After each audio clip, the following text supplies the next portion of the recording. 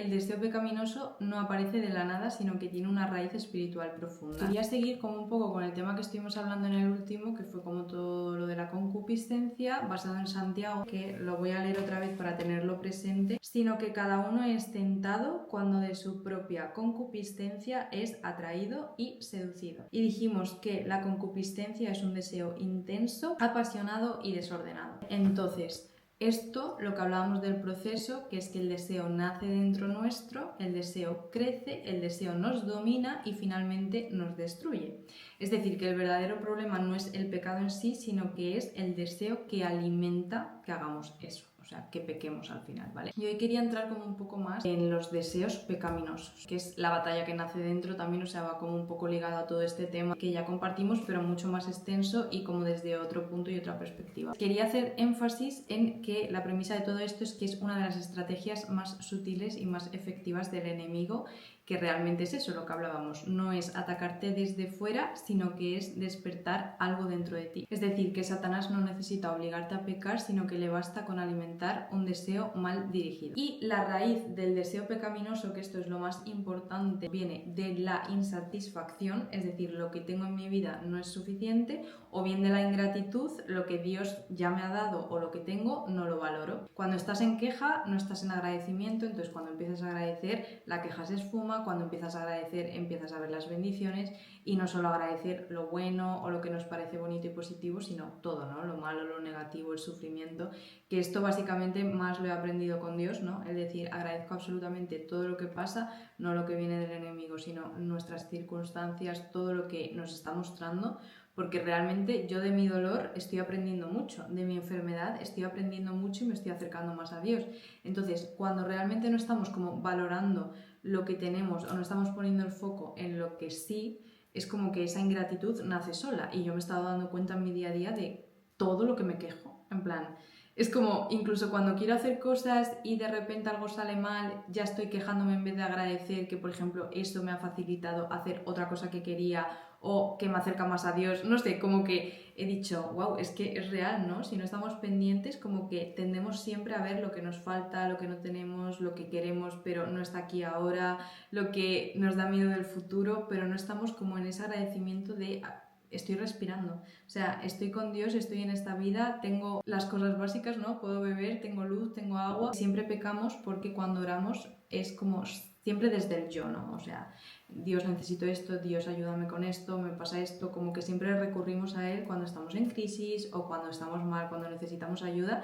Pero eso realmente es interés. Muchas veces es como que hacemos esto, incluso entrar a la oración o a adorarle o a exaltarle por y para conseguir algo, ¿no? Y eso también es como muy feo, porque realmente lo que tenemos que hacer es alinearnos a su plan y a su voluntad. Y cuando estamos pidiendo desde nosotros, realmente nos estamos guiando por nuestros deseos, por nuestro egoísmo, o realmente también incluso puede que sea su voluntad, pero estamos intentando acelerar los tiempos o buscar esa expectativa o lo que hablaba antes de esas respuestas, que hay muchas que yo lo digo seriamente y creo que es como lo que suele pasar también. Dios ya sabe lo que necesitamos. Entonces, si Dios sabe que necesitamos entender algo o saber algo, nos lo va a revelar antes de que lo pidamos. Pero si no lo necesitamos, el pedírselo forzadamente también es como un poco feo, ¿no? Es como no confiar en que Él nos lo va a dar en el tiempo perfecto. Entonces, como que el orden de la oración realmente tendría que ser siempre primero, por supuesto, y por encima de todo, Dios en sí, ¿no? El agradecer, el estar simplemente en su compañía, el buscar ese acercamiento y alinearnos a su corazón. Después, orar por otros y incluía nuestra pareja, obviamente si es marido o marido, si es pareja, pareja, pero incluso si no tenemos, también, ¿no? Como empezar a orar desde ya por esa persona que queremos tener en nuestra vida. Y no porque sea guapo, porque tenga las características que queremos, sino más como porque sea una persona también que ame a Dios, ¿no? Que quiera impulsarnos a nosotros, estar con nosotros, vivir de los valores del reino, todas estas cosas, etc. Después, por nuestros hijos si tenemos, y en el caso de no tener, por los que tendremos, si Dios quiere, y después incluso por las personas de alrededor, la familia, etc. Pero no solo lo que nos cae bien, sino también por nuestros enemigos, y por la gente que nos ha hecho daño, perdonar, ¿no? Como todo este proceso, y ya de último nosotros. Lo que suele pasar, o a mí, al menos en experiencia, es que cuando yo voy a una oración directamente para arreglar un problema o querer una respuesta, voy a eso, al punto y ya se me olvida todo lo demás, ¿no? Es como no oro a Dios, no agradezco, no tal, no cual, sino que me enfoco en eso, en eso, en eso, en eso, y además como que me tiro mucho tiempo enfocada en eso, ¿no? Pensando que así pues va a pasar y es como... No, claro, o sea, eso como que contamina realmente la relación con Dios. No estamos como esperando realmente a escuchar lo que Él desea de nosotros, sino que solo queremos lo que deseamos desde la carne y no lo que nuestro espíritu quiere. Por otro lado, también es como esta cosa de que cuando yo empiezo a orar desde ese orden, a lo mejor no añadir todo, ¿vale? Pero sí como ese primer contacto con Dios y solo alabarle, adorarle, incluso ponerte alabanzas, que a mí me funciona un montón, es como que el foco ya lo tienes tan puesto en Jesús y estás tan conectado a Él que todo lo demás o pierde peso o cambia incluso la oración, ya no pides lo que ibas a pedir, lo haces de otra manera, ¿no? Como que todo eso te va transformando. Es como algo que creo que es un punto clave a examinarnos nosotros, ¿no? Y de hecho decirle a Dios, examina mi corazón y muéstrame en qué cosas estoy fallando o qué cosas estoy haciendo desde el lugar que no es correcto o desde la intención de vida. Es que cuando las dos cosas entran en el corazón, ¿no? Lo que estamos diciendo, tanto la ingratitud como la insatisfacción, lo que pasa es que algo empieza a cambiar internamente y empezamos a desviarnos de Dios. Y ya no miramos ni nuestra vida con gratitud, ni estamos pendientes de lo que sí tenemos, de valorarlo y disfrutarlo, sino que empezamos a mirar nuestra vida con carencia. Es decir, que ya no se trata de lo que Dios nos ha confiado, de lo que estoy viviendo en esta etapa, por mucho que no me guste o que esté incómoda o que sienta que está yendo todo mal, no importa lo que Él ha diseñado para mí, no importa lo que Él está formando y moldeando en mí, sino que solo me fijo en quiero lo que no tengo, aunque no me convenga. El querer cosas que son indebidas, que son ilegales, que nos destruyen, que nos hacen daño, que sabemos que no agradan a Dios y que nos alejan de Él. Esto nos llama la atención, aparte de por la concupiscencia, ¿no? Lo que hemos dicho, la humanidad está inclinada directamente hacia el pecado. Y es que esto nos promete algo que la carne desea, que es placer, escape y gratificación momentánea. Entonces, el deseo pecaminoso casi nunca se presenta como maldad, igual que lo que hablé en mis podcasts de la luz que nos muestra como toda espiritualidad nueva era, realmente no va a venir nunca con cara del mal, ¿no? Porque si no, no entraríamos ahí. O bueno, yo creo que casi todos estaríamos dispuestos a decirle no si lo viéramos así. Pero como se presenta como algo bonito, como algo amoroso, como algo que te va a hacer elevarte, que te va a hacer expandirte, pues por eso caemos en la trampa. Entonces realmente con todos los deseos pecaminosos, por así decir, pasa lo mismo. Y es que eso se presenta como satisfacción. Quería como ahondar en este punto leyendo el Génesis 3, porque aquí se ve como muy claramente esto. Lo que vemos es el patrón completo de cómo el enemigo trabaja con los deseos. O sea que no es solo una historia y ya está, sino que te está mostrando como el modelo espiritual que usa y que se repite hoy en día, aunque de otra manera, obviamente. Lo más importante es como la frase que usa Satanás para tentarla, ¿no? Que es con que Dios os ha dicho no comáis de todo árbol del huerto. Aquí la mujer responde, del fruto de los árboles del huerto sí podemos comer, pero del fruto del árbol que está en medio del huerto dijo Dios, no comeréis de él ni le tocaréis para que no muráis. Entonces la serpiente dijo a la mujer, no moriréis, sino que sabe Dios que el día que comáis de él serán abiertos vuestros ojos y seréis como Dios, sabiendo el bien y el mal. Lo que hay que ver aquí, más importante, es que Eva lo tenía todo, absolutamente todo. O sea, estaba en el paraíso, quiero decir, no estaba en necesidad, no estaba en escasez, no estaba en sufrimiento y tenía provisión total, tenía una identidad clara, tenía una relación íntima y comunión con Dios, tenía un entorno perfecto, pero el enemigo no atacó lo que le faltaba, o sea, atacó su percepción de lo que ya tenía y por eso lo que hace es empezar con esta frase, o sea, él no le dice mira todo lo que tienes, ni tampoco empieza diciendo desobedece a Dios, haz esto, rompe tu palabra, no, o sea, solo dice con que Dios os ha dicho, es decir, aquí Satanás comienza simplemente sembrando una duda, una distorsión de Dios, su objetivo no es atacar directamente, sino que es introducir esa duda en tu cabeza, porque no sé si os ha pasado, pero a mí realmente si me pongo como a analizar de dónde vienen todas mis caídas es de dudar, ¿no? O sea, yo por ejemplo, en este proceso de dejar de fumar, muchas veces no tengo el deseo ya de fumar, es como que no me entran ganas, pero ya es el instinto, ¿no? O el hábito, el constructo de haberlo hecho. Y de repente cuando no me entran ganas y estoy haciendo otras cosas, entra en mi cabeza, ¡ah! Pero ¿y si el siguiente sí te lo fumas? Pero ¿y si pasa algo? Pero si Dios no te sostiene, pero si te entra el mono, y si te entra la ansiedad, y si de repente haces otra... Y ahí es cuando caigo, ¿no? Entonces digo, claro, es que realmente lo primero que ha entrado en mi cabeza ha sido como una duda. Decir, no sé si es el momento, no sé si estoy preparada, no sé si... Y eso realmente es lo que me lleva a ir a todo el proceso hasta caer a pecar, que realmente esto pasa tan rápido que muchas veces no somos conscientes. O sea, si fuéramos conscientes realmente de todas las frases, de todas las voces que escuchamos en nuestra cabeza, sería demasiado impactante, ¿no? Y cuando ponemos un poquito de atención es como que lo vemos claramente muchas veces y es como, wow, o sea, qué fuerte, no sé, a mí me ha pasado de decir, no me puedo creer que acaba de pensar esto. O sea, no me he dado cuenta y de repente he tenido un diálogo mental desde esta duda que me ha derrumbado por completo, ¿no? Y dices, es que tiene tanto peso y cuando pillas esa duda desde el principio dices, no, esto no viene de Dios, esto no es palabra de Dios, yo sé que la verdad es esta, es como que eso se corta instantáneo, pero claro, para ello hay que tener como mucha práctica, ¿no? No pasa de un día para otro. Lo más clave y lo más peligroso es que él, o sea, Satanás, lo que está haciendo es desplazar la atención de Eva de todo lo que tiene hacia lo único que no puede tener, que es comer este fruto, comer de este árbol. Todo lo demás lo puede hacer, todo lo demás lo tiene, o sea, tiene una vida perfecta y maravillosa, pero en cuanto esto entra en su vida, ella se desvía. El deseo nace cuando cambiamos la mirada y cuando dejamos de mirar lo que Dios ya nos ha dado. O sea, mientras Eva estaba enfocada en todo lo que Dios le dio y de lo que le había provisto, no había ningún problema, pero en el momento en que su mirada cambia y deja de ver la abundancia para ver limitación y restricción, es cuando nace algo nuevo, que es el deseo desordenado, ¿no? Aquí hay una clave y es que el pecado no empieza en la acción, sino que empieza, en este caso, en la contemplación sostenida. El enemigo lo que hace es instalar una idea y le hace creer a Eva algo muy sutil, y es que Dios le está quitando algo bueno. Entonces, ¿qué pasa? Que ahí se conecta directamente con la ingratitud.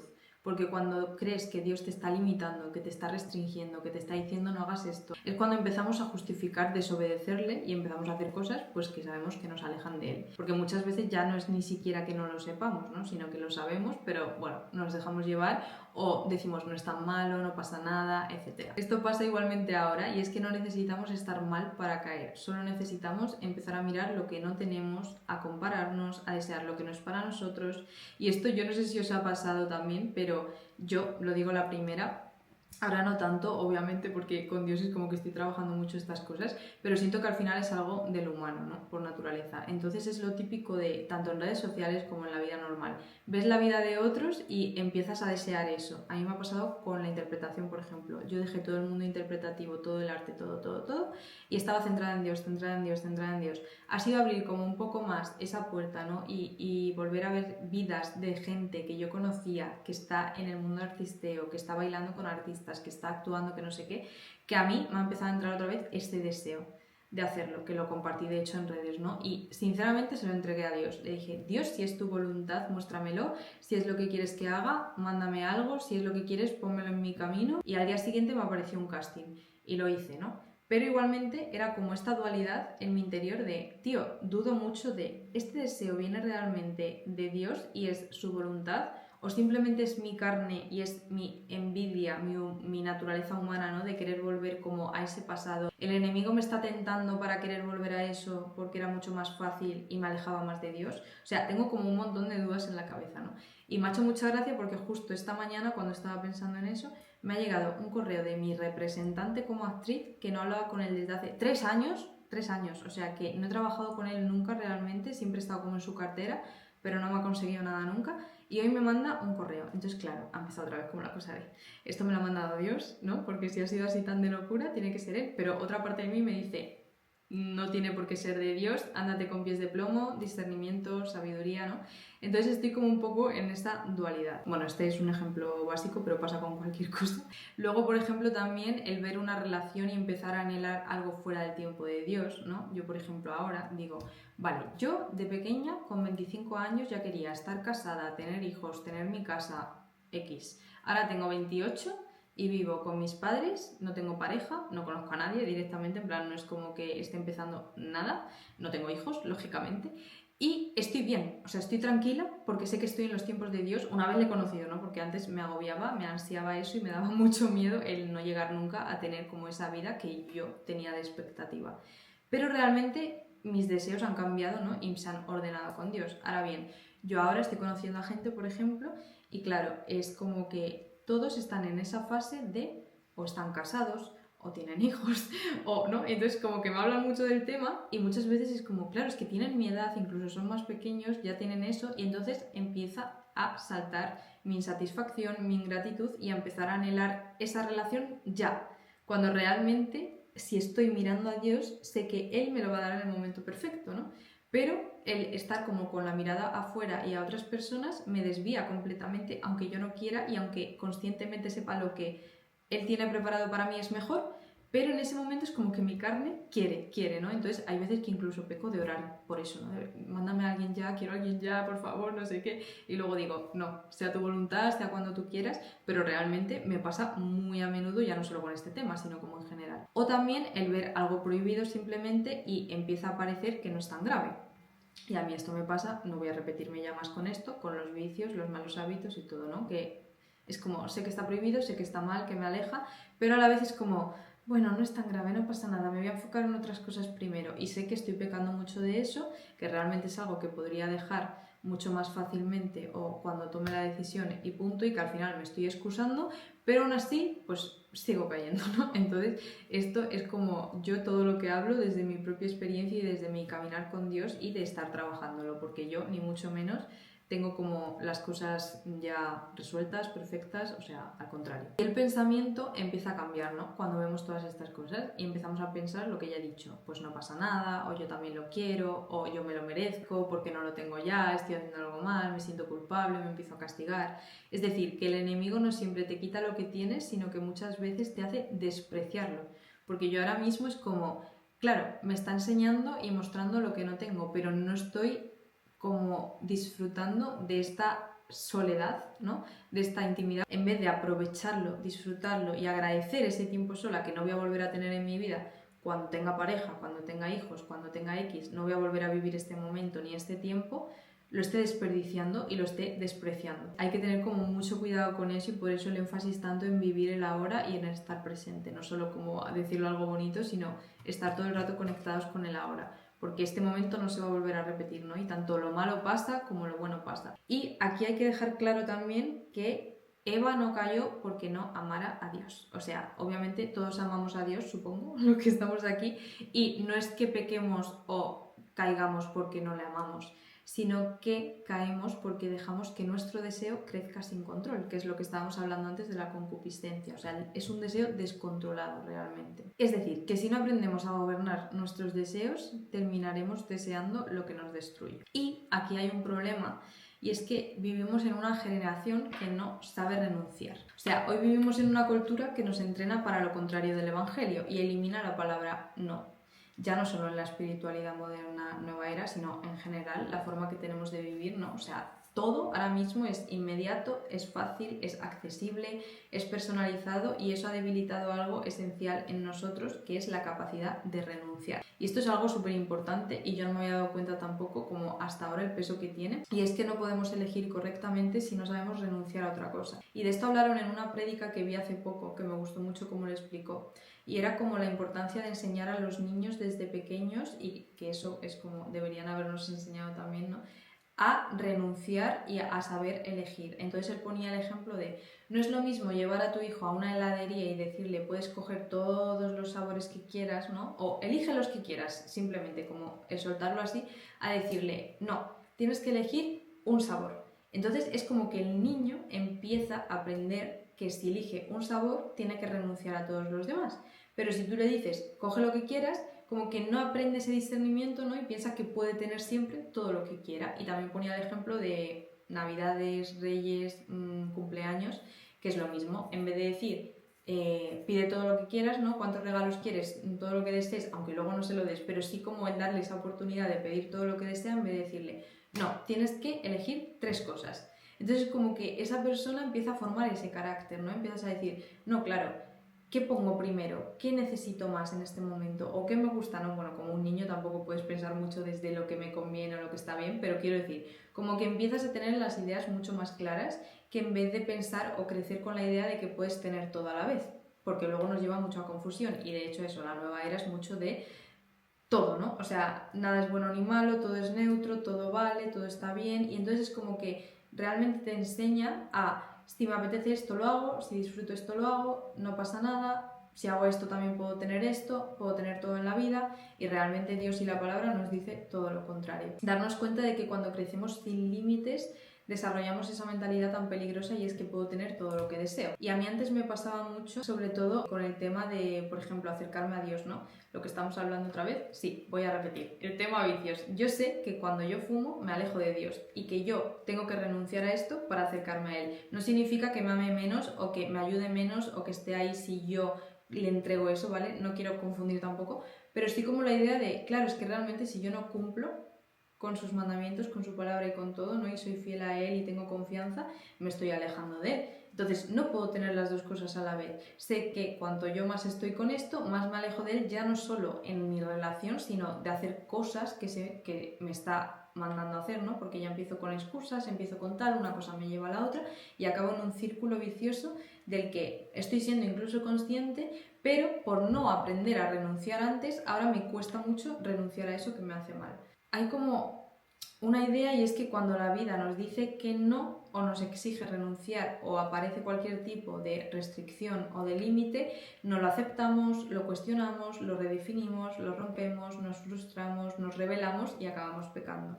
Entonces, no saber procesar el no es lo que nos hace no saber renunciar. Y la cultura moderna no elimina el deseo, lo que hace es justificarlo, ¿no? Antes la lucha, como estábamos hablando, era más de esto está mal, pero igualmente lo quiero.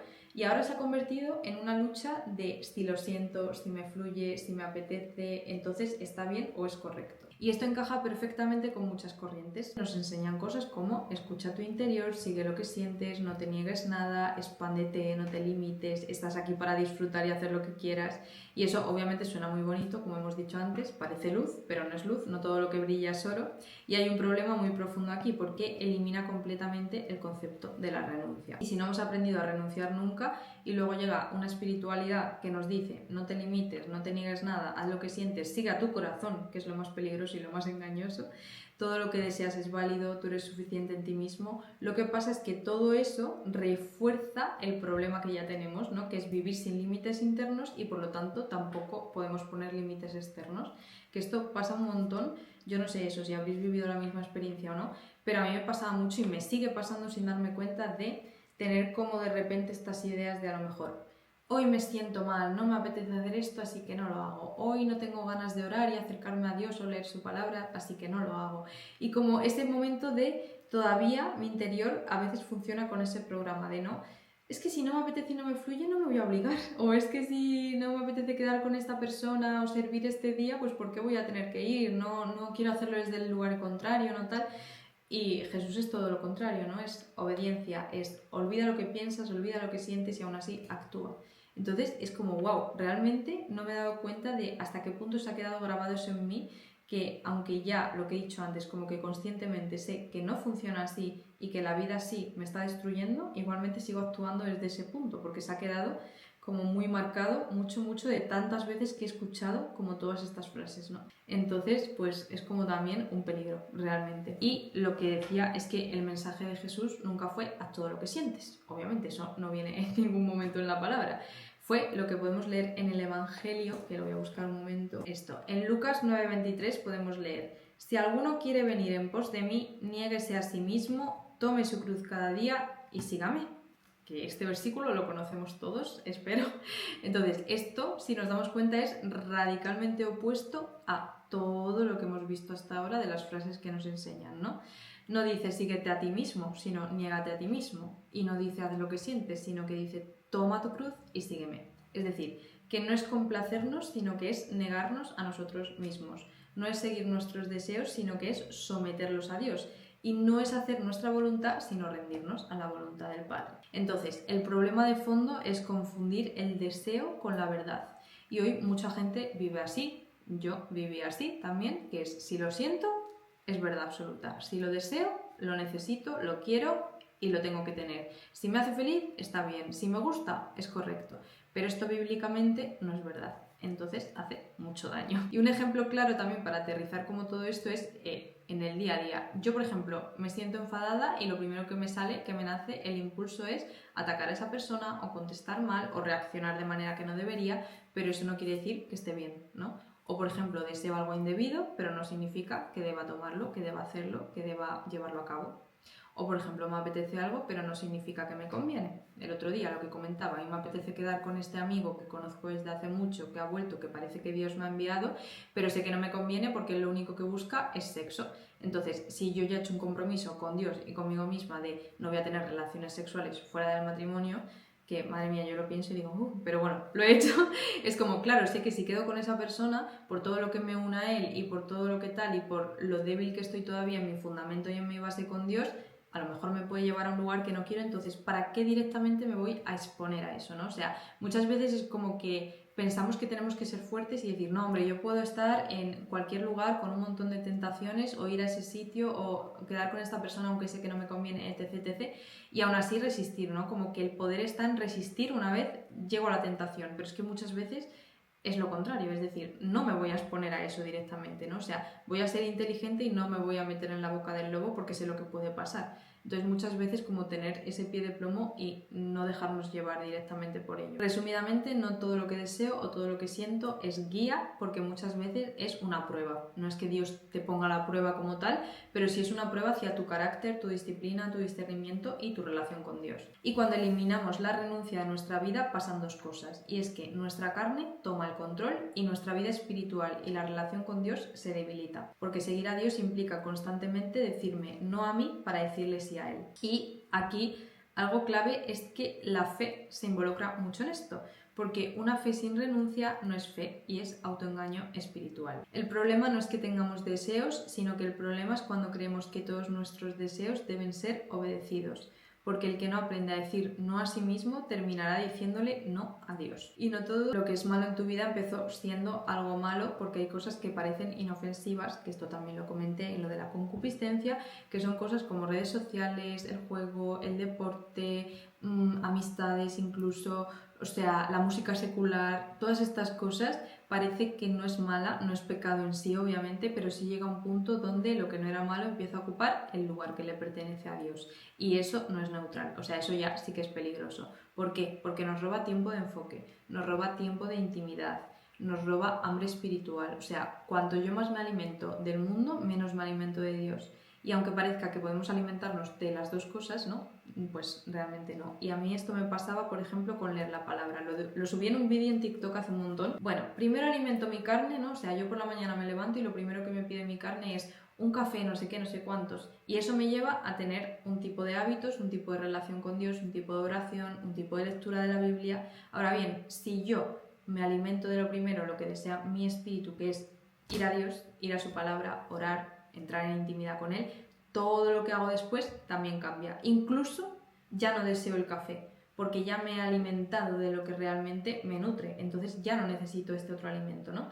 Y con esto, con todo. Estoy intentando poner como ejemplos muy básicos de lo que me va viniendo a la mente, pero quiero decir que se extrapola a cualquier cosa que nos pase en nuestra vida, ¿no? El resultado de todo esto es que nos lleva a vivir una vida desconectada, porque hoy vivimos con una contradicción brutal. O sea, es como que todo el rato queremos conectar, queremos estar con otras personas, pero realmente lo que estamos es, sobre todo, conectados al móvil, a las redes sociales, a estímulos constantes, ¿no? No podemos estar con Dios, con la familia, con el propósito, en silencio y en una relación muy cercana e íntima, sino que siempre tenemos que estar como a mil cosas, en multitasking, todas estas cosas es como...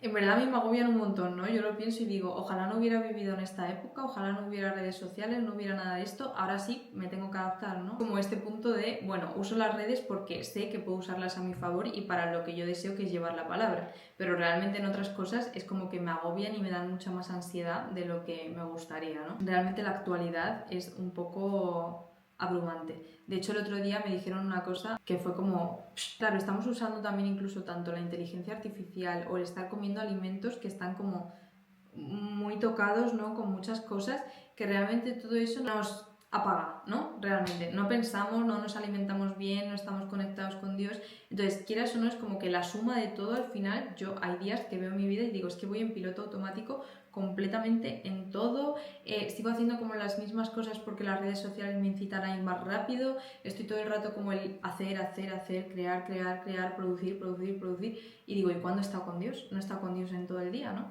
Y de repente se ha pasado un día sin darme cuenta, llega otro día y digo, no, hoy sí que voy a estar con Dios, y de repente estímulo por aquí, estímulo por allá, tienes que hacer esto, no sé qué. Y al final es como, ¿de qué sirve todo, no? Porque yo también me doy cuenta de que cuando construyo desde ahí, todo se cae enseguida. O realmente lo estoy haciendo sin sentirme bien, sin estar como en esa paz, hacerlo desde la intención correcta, desde donde debería ser, sino que es más todo como por tener el resultado o por ir más rápido o por conseguir validación externa.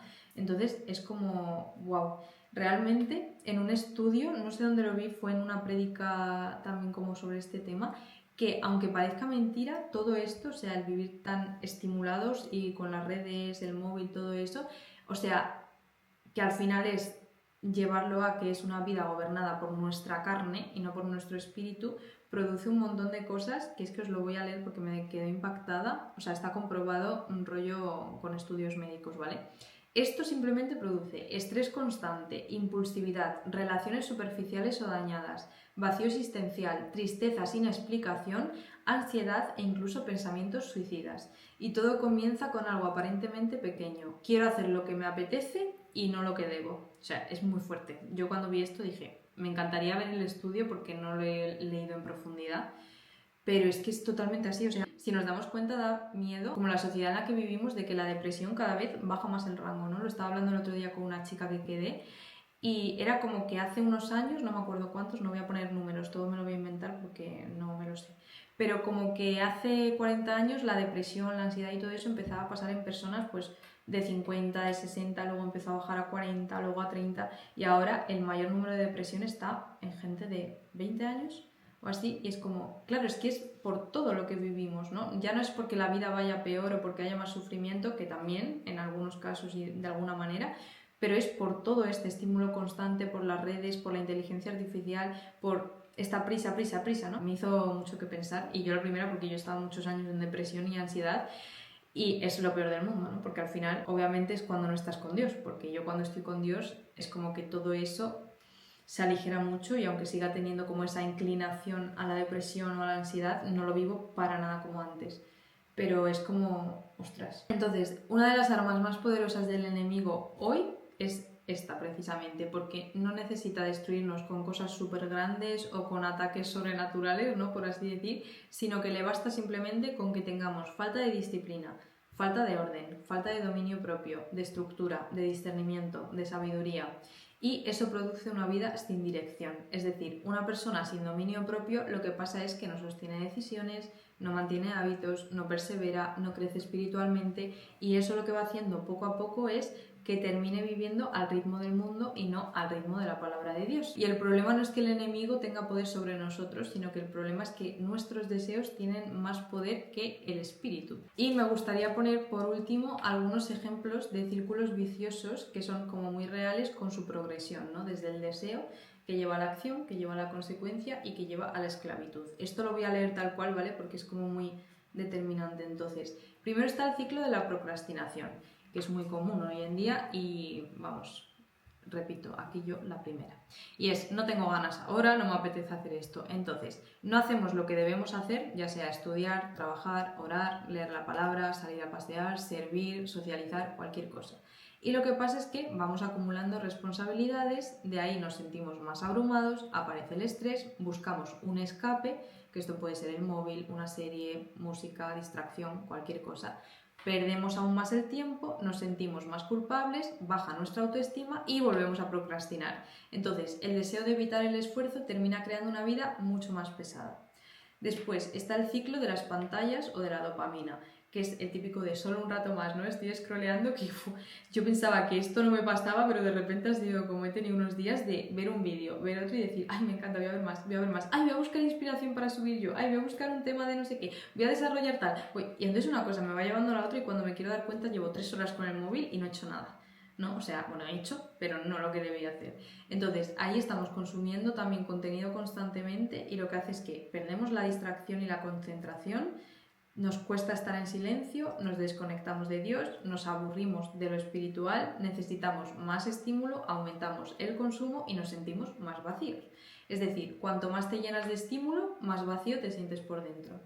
Después está el ciclo de la lujuria o del deseo sexual desordenado, que es Por ejemplo, solo mirar no pasa nada, alimenta el deseo, aumenta la necesidad, perdemos el control, caemos, nos sentimos culpables, nos sentimos avergonzados, nos alejamos de Dios, nos sentimos sucios o indignos y volvemos a buscar el mismo placer para anestesiar todo eso que estamos sintiendo. Es decir, que lo que ha empezado como una curiosidad termina como una esclavitud. Después, el ciclo de la comparación, sobre todo con redes sociales hoy en día, que es mirar la vida de otras personas y anhelar eso, ¿no? Tener envidia, que no existe la envidia buena realmente, o nos inspiramos o tenemos envidia, pero la envidia buena realmente es como simplemente darnos cuenta de lo que nosotros nos gustaría tener y realmente hay veces que ni siquiera es como lo que he dicho antes, algo que queremos o que deseamos, sino que simplemente el verlo en otro ya nos despierta ese deseo. Que de hecho estaba viendo Los Simpsons el otro día, de Bart que estaba con una chica y de repente la deja porque ya no quiere estar con ella, la chica empieza a salir con Milhouse y ahora él sí quiere estar con ella, ¿no? Y Lisa le decía, no, es que esto es como cuando a un niño pequeño le quitas el juguete y no está jugando con él, no lo quiere, pero cuando se lo quitas lo desea. Y le dice, mira Maggie, y le quita el muñeco y empieza a llorar, ¿no? Y lo quiere. Y entonces viene Bart y también lo quiere. Y es como, pues eso es lo que nos pasa a nosotros muchas veces, ¿no? Pero realmente no queríamos eso hasta que lo vemos, hasta que nos entra por el ojo. Vemos la vida de otras personas y ahí empezamos a compararnos, sentimos que nuestra vida no es suficiente, aparece la insatisfacción, nace la envidia o la frustración, perdemos la gratitud, obviamente, deseamos lo que no tenemos, tomamos malas decisiones por presión y nos alejamos del propósito de Dios. Y la comparación realmente lo que hace es destruir nuestra paz y distorsionar nuestro propósito, porque realmente la vida nuestra, nuestro camino, va a ser diferente a la de los demás. Entonces, si nos comparamos, nos caemos, nos derrumbamos enseguida. Luego está el ciclo de la comida o el autocontrol por el otro lado y es, hoy me lo merezco. Comer sin control, ¿qué pasa? Que te sientes pesado o mal. Luego llega la culpa, llega la baja energía, menos disciplina, vuelves a comer mal, pierdes el control y un pequeño sí repetido muchas veces se convierte en pérdida de dominio propio. Luego, el ciclo del enojo o la impulsividad. Es, digo lo que siento y punto, no pasa nada. Entonces, ¿qué pasa aquí? Que reaccionamos sin filtro, nos lleva a herir a otros, dañamos relaciones, generamos conflictos, nos justificamos, es que yo soy así, o es que me ha salido así, o es que me nace, o es que lo siento, o es que tengo como ese derecho de decir lo que pienso, ¿no? Entonces, ¿qué pasa con eso? Que no cambiamos y repetimos el patrón.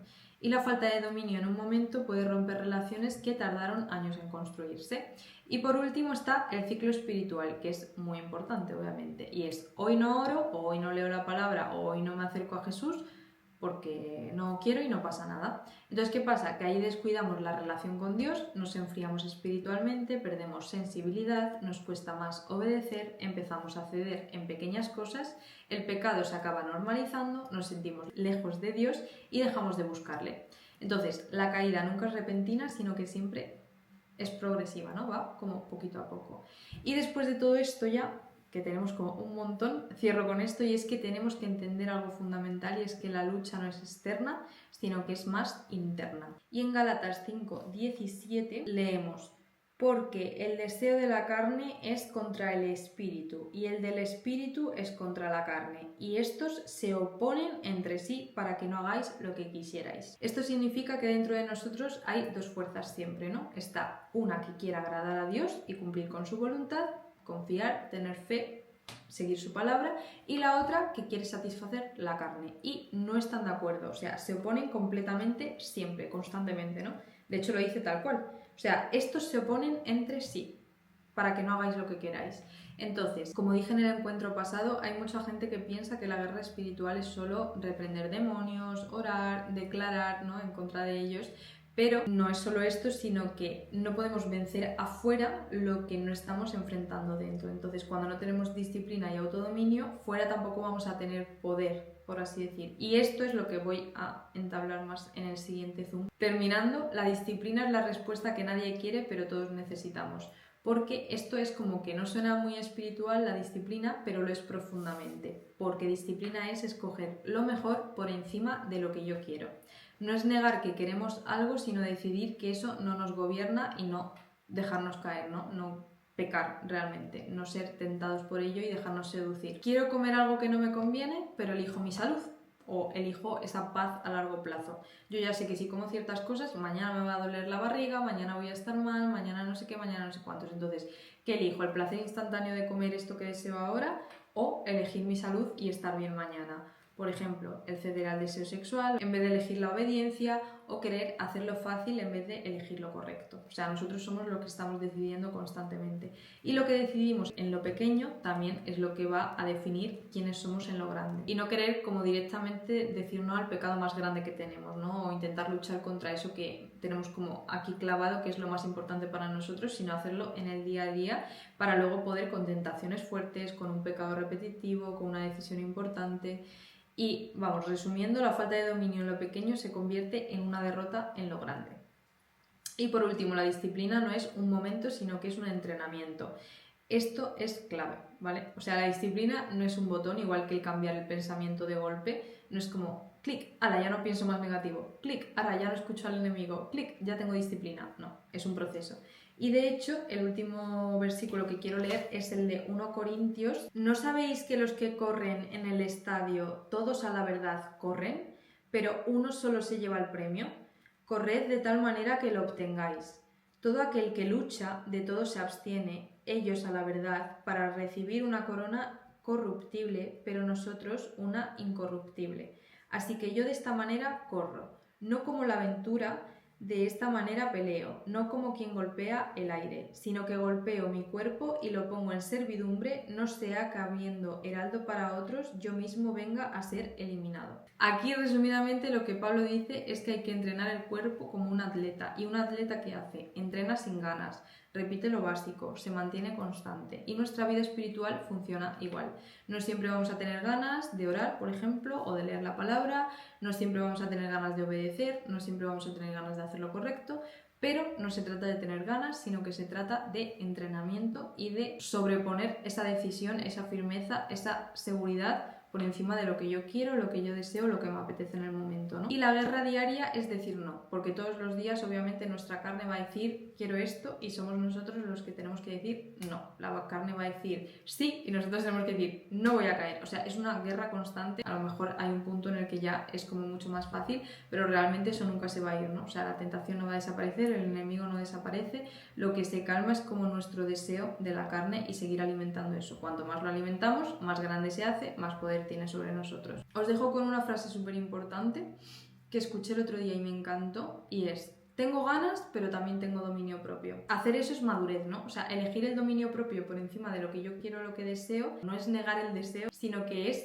gobernarlo tú a él y no dejar que eso te gobierne a ti. En 2 Timoteo 1:7 leemos: porque no nos ha dado Dios espíritu de cobardía, sino de poder, de amor y de dominio propio. Es decir, que no estamos intentando conseguir dominio propio, sino que ya nos fue dado, pero tenemos que activarlo nosotros. Y el problema de la indisciplina no es solo en que fallamos, sino que rompe nuestra integridad. Porque un cristiano sin integridad pierde autoridad, pierde impacto y pierde coherencia. Y cuando no nos disciplinamos, no solo nos debilitamos, sino que empezamos a cooperar con nuestra propia destrucción.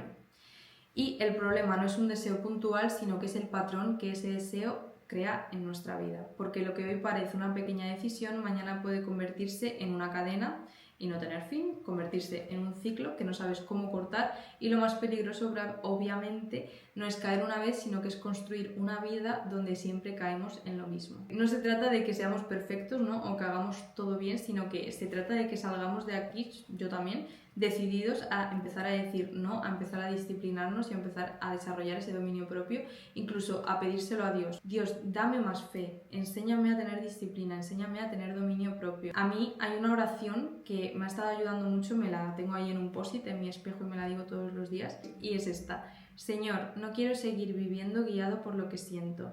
Quiero vivir guiado por tu espíritu. Enséñame a decir que no para poder decirte sí a ti.